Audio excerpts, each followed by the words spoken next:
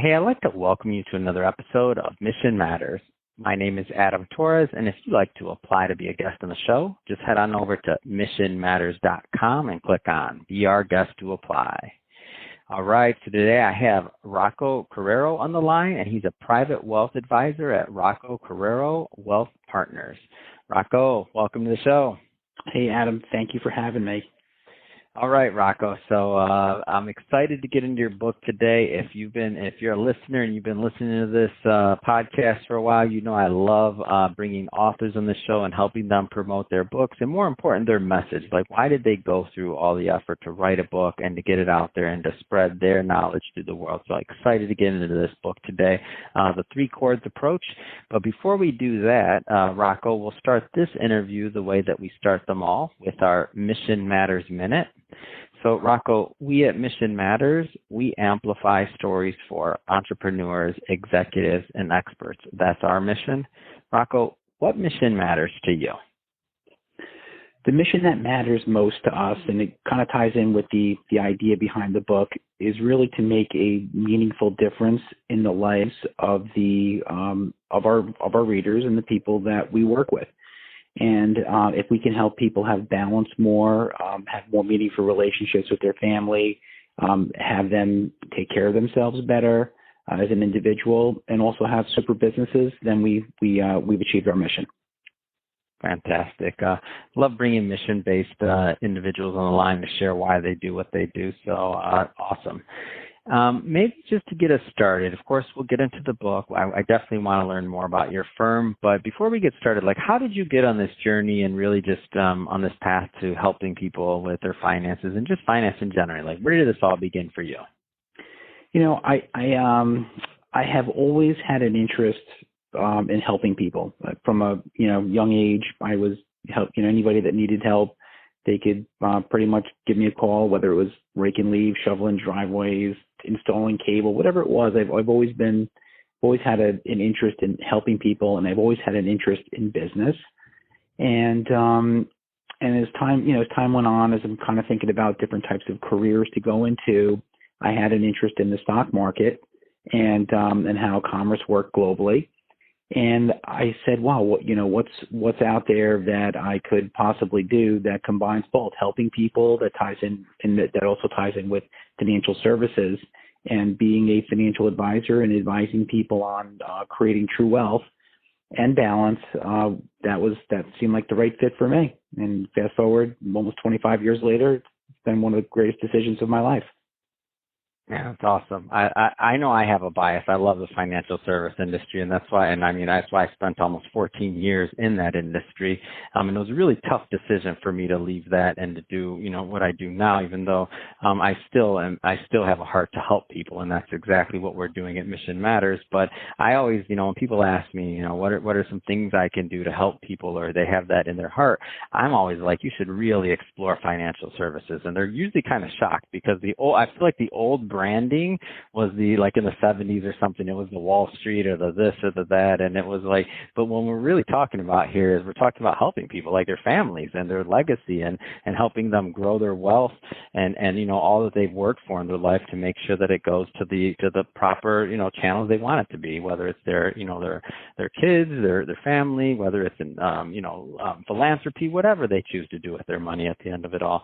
But so I love it, and so the reason I kind of set the stage with that is I'd be interested to hear your opinion on this, Rocco. There will be some people that listen to this that are maybe a little bit earlier in their career, maybe they're even thinking about career changes or things like that. What would you say to people that were out there listening that are maybe considering a career journey, or to maybe go down that path of financial services? What kind of things would you tell them? I would tell them, I've met so many people that have come in and out of this side of the financial services world.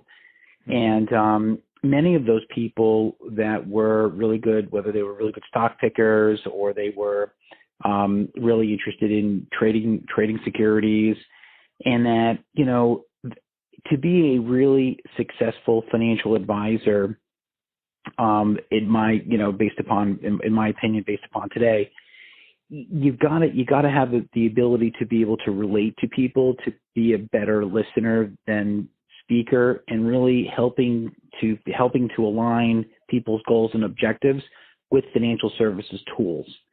And there's a place for really great traders and stock pickers in the financial services world, but it's not in the working with the clients one-on-one and helping them achieve their goals. So, I know that, again, I've been doing this almost 25 years, and that's been kind of my experience. The advisors that are the most successful at this business partner with really great stock pickers and choose really great investment solutions. That's where they focus the majority of their energy. Our advisors, in being a face-to-face, working with clients face-to-face, is to have the skill set to align goals and objectives with those tools to help them achieve their goals and their objectives. Hope that makes sense. It does, and well said, Rocco. I completely agree with you. Like there's two different skill sets. There's somebody that's a planner that really wants to get into the weeds and like help somebody plan their life and reach their goals. And there's somebody else that maybe prefers to battle the market and whatever their chosen asset class is, or other things like that, or style, or anything else like that, trading objective, all that stuff, of course. So completely agree with you there. So just shifting gears slightly, Rocco, I want to dive into this book. So 3 Chords Approach to Life and Wealth Management for Business Owners. Like what was the inspiration behind the book? Well, the inspiration behind the book was, doing this for 25 years, I sat with so many different business owners, probably had 14,000 meetings over the past 25 years. And I saw that, even though that somebody might have been really financially successful, they might have had trouble in other areas of their life, whether it was if they were really great at their business, they weren't really paying attention to their health, they weren't going to see doctors, they might have been smoking, drinking, all kinds of different things that were not helpful in their life. Or I saw somebody that might have been taking really great care of themselves, had a super successful business, but they kind of neglected their families. Or I saw business owners that were really terrific family people, were in great health, but they just were letting their business kind of just fade away. And so the business owner that paid attention to the 3 areas, those are the ones that really had true wealth based upon everything that I got to see in working with these people. All 3 areas. They focused on themselves as an individual, they had super successful businesses, and they were very conscious, and they were terrific family people. Those 3 areas created the true wealth. Wow. And when you say it like that, it sounds so simple, doesn't it, Rocco? It is so hard. It sounds so simple. It's like, just do these 3 areas and you're good. And obviously, like that's what the book's about, is helping people maybe accomplish these goals and helping them plan out to them. But when I hear you say it, I'm like, yeah, that makes a lot of sense. And to get to the simple is the hard part, right? It is hard, and it's not that you do all 3 of those things at once. You have to be conscious of all three things, but you're doing all 3 things individually, and that's what makes up it. But it is hard. It is really hard. Yeah. And so I guess taking it a step further, let's maybe and obviously I want the audience to go out there and to pick up a copy of the book, so we won't get into all of it, but I do want to give a flavor of kind of maybe how the book is written, and also maybe share some stories from there or some tools, because I want the audience to walk away with that. I guess the first thing I'd ask is this a book that the majority can read, or is this like a highly financial technical book? Like, give me a flavor for the style of writing. I didn't write the book for the highly savvy financial person. I wrote the book with financial planning concepts that everybody could understand. And then with the financial planning concepts, which are terrific, and that applies to people that are, whether you're worth $1 million or you're worth $100 million, certainly applies to you. And then I wove in the 3 Chords approach into the financial planning concepts of the book. So it's a very useful tool for somebody that may have a little experience, no experience, or even or really a lot of experience. I've had highly skilled financial people read the book, and it's created an impact on them, not necessarily maybe because of the financial stuff they knew, but because of the 3 Chords approach. Great. Let's get into the chords themselves, and I don't know if we want to do this by number or what, but like in any particular order, completely up to you. But let's say what is the first chord? The first chord that we focus on in the book is the chord of basically yourself as an individual. Mm-hmm. That is it's basically, are you taking care of yourself? Are you exercising? Do you have your own personal goals, hobbies, interests? It's we tend to put ourselves last, and in the book we talk a lot about ourselves as individuals. We don't want you to forget about yourself. We want you to live your life and get everything you want out of life for yourself. So that's the first chord. And so now I don't want to oversimplify the topic, number one, but I know it's going to be different, right? From person, from their expertise, from their their socioeconomic status, where they're at, what stage they're at in their life. Of course, there's a lot of variables, but I know you've been in the business for a long time. Where do you find that?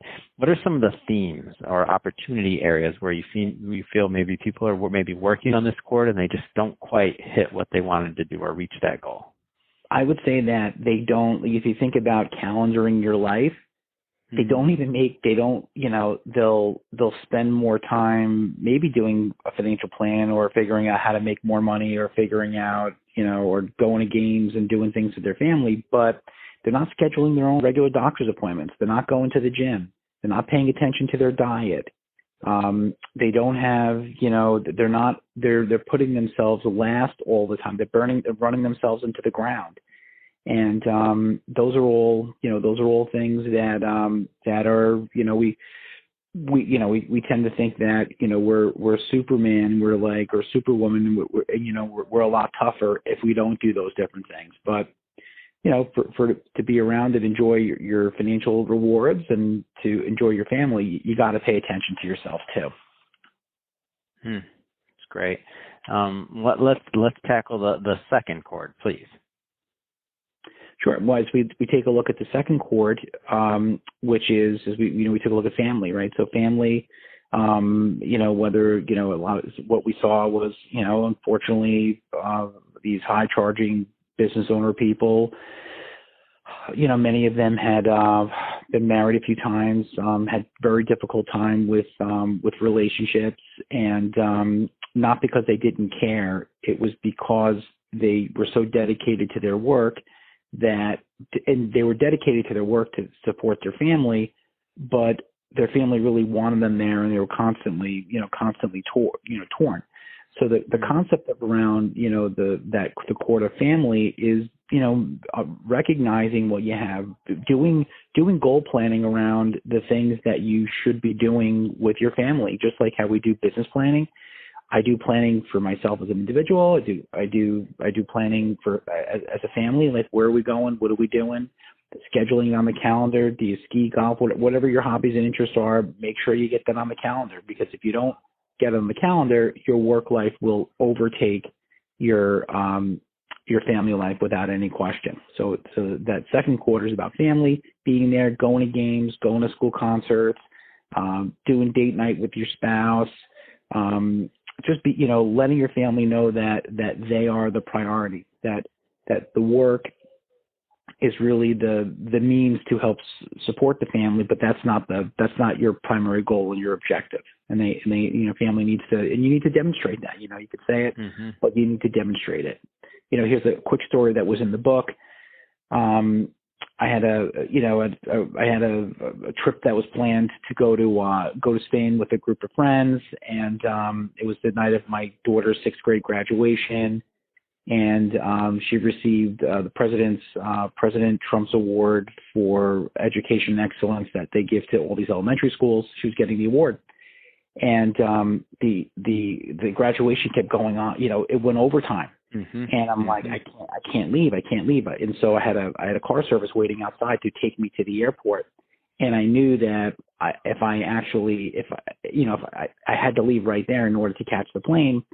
But sure enough, I knew this. I'm probably going to miss the plane now. But I sat through the presentation, was there for my daughter. My daughter looked out in the audience. She saw me. She knew that I was going to Spain for this trip. And I ended up by missing the flight.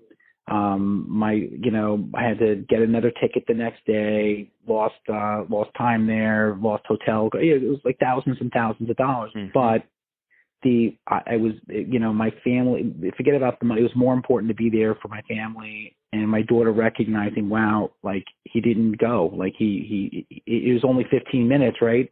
But it was the 15 minutes of her highlight, and I had to be there. And that was, one way that I just demonstrated and showed to my daughter that I do, she's more important than other, whether it's business activities or whatever else I may have going on.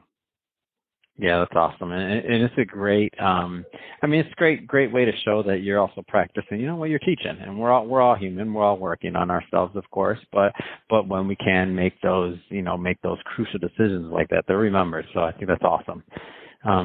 Rocco, I wanna go a little bit further into your firm. So Rocco Carrero Wealth Partners. Tell me a little bit more about the firm and maybe the types of clients that you work with, whether it's a certain industry, client profile, or otherwise. Because I'm also going to give you the opportunity, of course, to leave contact information, websites, stuff like that at the end of this. And I just want to make sure that the right types of individuals do connect and organizations connect with you and your team. So who typically is a good fit to work with the firm? All right. Well, we specialize in doing comprehensive financial planning for our clients. And we weave in the three chords approach, which is basically one of our key value propositions, where we take a look at all three areas of a person's life. And then our typical clients are business owners, entrepreneurs, CEOs. That's who we usually work with. Most of the clients that we work with, have the minimum of $2 million of liquid investable assets. There's lots of times that we get calls and we speak with other people, not that we don't want to help them, but we try to limit the amount of new clients that we take on every year in order to keep our quality at a very, very high level where people get immediate responses. We try to have kind of almost like a Ritz-Carlton service model. We've done training at the Ritz-Carlton. We've done all those different types of training and development to ensure that people are receiving the efficiency of like FedEx or UPS, but with but really doing it in a Ritz-Carlton way. So a lot of different niches or types of individuals that you could work with. And one of the ones that you mentioned was business owners. Now, I haven't managed money or been in the industry for a long time, but that was always my sweet spot. And I just love working with business owners. They're just, to me, it's just always had a special connection. Why did you choose to work with business owners? Like, what's the affinity? I'm always curious to hear people's response on how they landed on that, because it's not, and I'm not saying you're saying this, Rocco, I'm saying it. So Adam, they're not always the easiest type of clientele to work with, but I always found it so rewarding. Like, why choose to work with business owners? Business owners are, they're demanding, but they're really good at delegation. They're a really good business owner. And so if they like you, they trust you, they're going to delegate that responsibility to you. I've been around business owners my whole life. My dad, and this is in the book, he had a tailor shop. So I grew up watching his business and how he interacted with his customers. And I've always been able to relate to business owners really well. I feel very comfortable around them. I like hearing the stories of growing and where they started. And it just, and then I found that business owners are usually have a higher level of emotional intelligence and usually able to handle market volatility a little bit better based upon having lots of volatility in their business life. So, that just seems to be the segment of the population that I connect with best. Yeah.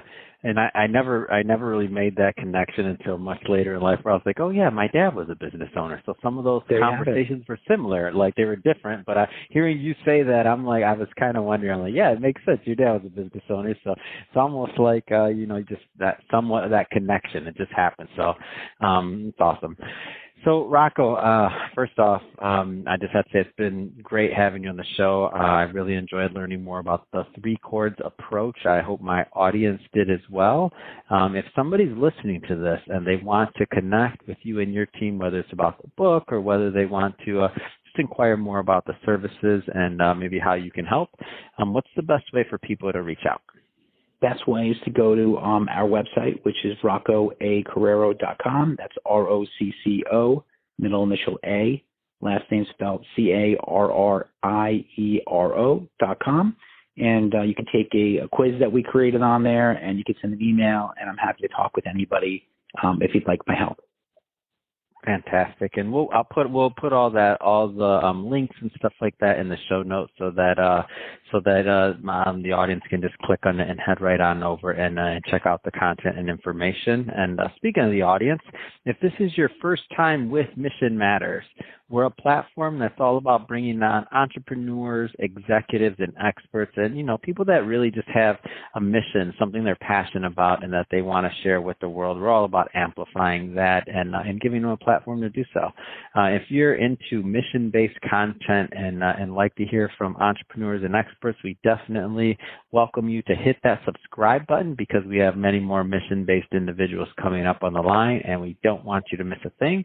And Rocco, really a pleasure having you on the show again, and wishing you the best of luck with Three Chords Approach.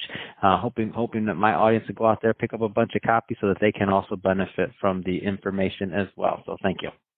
Thank you, Adam. Really appreciate it.